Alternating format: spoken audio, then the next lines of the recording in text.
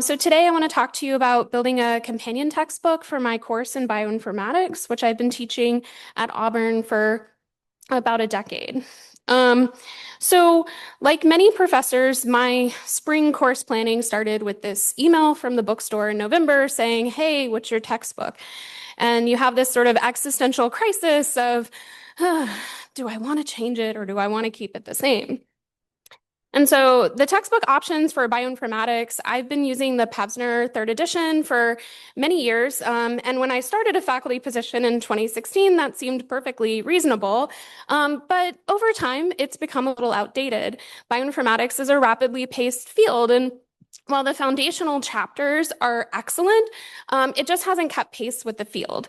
There's other really great textbooks out there, but again, if you look at these dates, we're in 2026. This is outdated. There are newer options, but the sort of load of having to like review and get instructor copies every 3 to 5 years just to keep current and nothing's perfect became really challenging. The other thing is, to complement this, in the past, I've used Canvas modules. So I've sort of supplemented these chapters from these foundational textbooks with primary literature, scientific reviews, YouTube links, and sort of diverse content managed through Canvas modules. How many of you have used Canvas modules? Okay, yeah, clunky, really hard to like change over years, and Canvas has its own limitations, right? Many of us during finals week this year realized that it wasn't the first time that it was hacked and down during a major time window. Additionally, I'm not sure many of you are aware, but in this Chronicle of Higher Ed article, even though we retain rights to the content that we host on Canvas and Instructure, that content is basically can be sold and licensed beyond us. So there's some limitations to using and hosting our content as instructors on these platforms. So in my sort of existential crisis of which textbook to use and whether I want to keep using Canvas modules, I turned to Quarto. And so this is kind of my best explanation is sort of like a hybrid between R Markdown and LaTeX. And it's really easy to learn, especially when you use AI as sort of a way to lessen the learning curve and getting started with this. So I'm going to sort of do the thing that you shouldn't do is share the handout ahead of time. I was inspired to build my own textbook this spring as I went. And so I have a fully online textbook using Quarto that's hosted over GitHub. So I'll reshare this QR code later, I promise. But I wanted to sort of give you a sneak peek of what this site looks like. So the way that I structured this companion textbook is very much as a companion to my course. So it's structured as 14 chapters. The first and last chapter are introductory and conclusion. And then I have 12 content chapters that match my course in terms of the topics that I like to cover and in the order I like to cover. So instead of using somebody else's textbook where I'm going like chapter 6 this week, chapter 10, chapter 2, all over the place, mine goes 1, 2, 3, 4, which is really nice. Each chapter with content has a similar structure, learning objectives for the most part. I'm not fully up to date on all of them. Lab connections. So I also included a fully functional lab manual that I've developed over the years of teaching this, including a really nice lab on human population genetics using 1,000 genomes data and an R-Shiny app that I developed.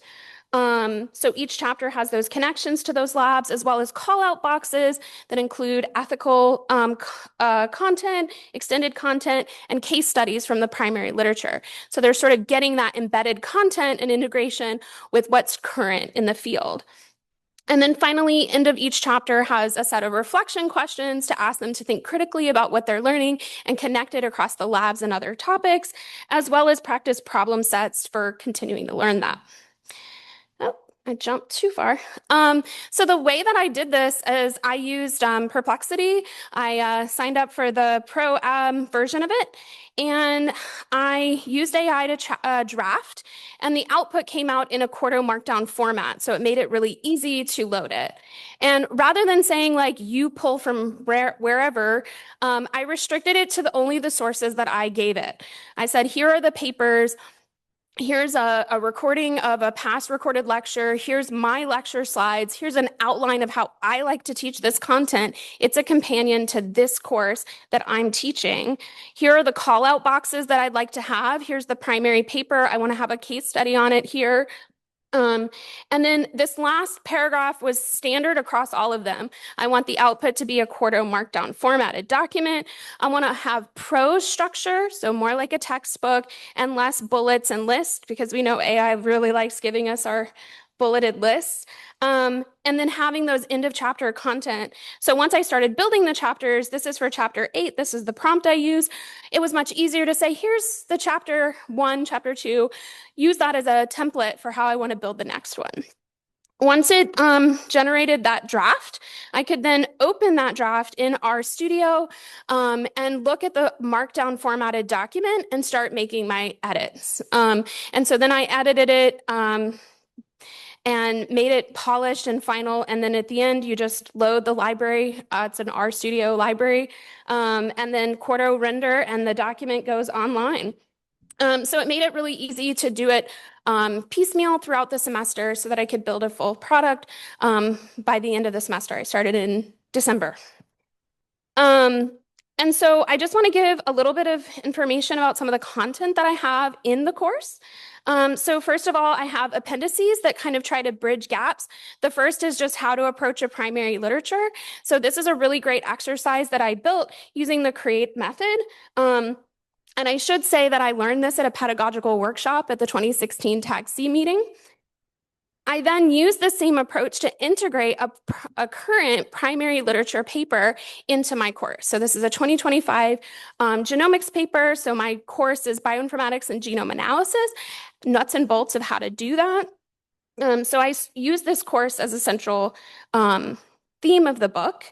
And so this paper was called back as breadcrumbs throughout the chapters. So in chapter 2, where students are learning about sequencing platforms, I said, what were the ones in this paper? In chapter 4, where we went through genome browsers, I said, pull up an accession ID and look it up from this paper.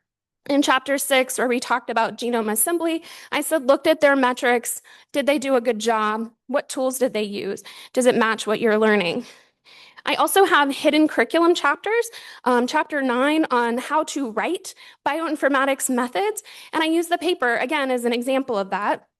And then in chapter 11, no pun intended, scientific funding. And so I told them to look up the NSF grant ID in the acknowledgments of the paper and find that on the website for NSF and say, does the layperson example of that paper match what they did in this article?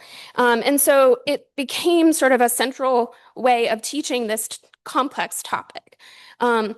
And so I can easily update this from year to year with new articles as they come out. The other thing that I built in this is, as part of the lab manuals, is I have a scaffolded set of labs doing a complete start to finish genome analysis using genomes, yeast genomes. So this is from a yeast experimental evolution paper, and they fetch the SRA from NCBI, they do FastQC, they align the reads, they call variants, and then in the last lab, they upload those variants to IGV, and they look at them, and then they have to write out the clinical notation for what those SNPs are and how they're changing the DNA.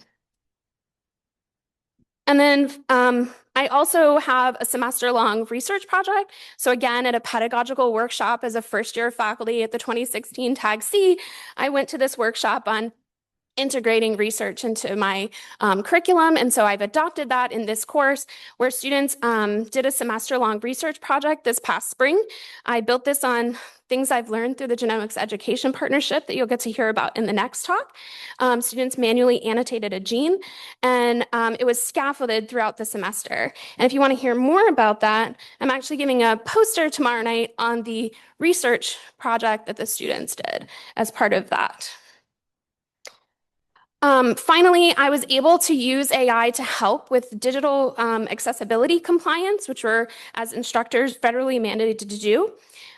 So there's this really nice plugin called Wave where you can check any website and see what its compliance. It gives you this score 0 out of 10. You can see my score is really high, and that's from iterations of working with AI, adding alt text to figures, adjusting the contrast for the text, which was a big one. Um, and so that's been really, really helpful. And then finally, in terms of, kind of the contrast or instructor, I own this content. I have it hosted in a GitHub repository. I use Zenodo to fetch a DOI for it.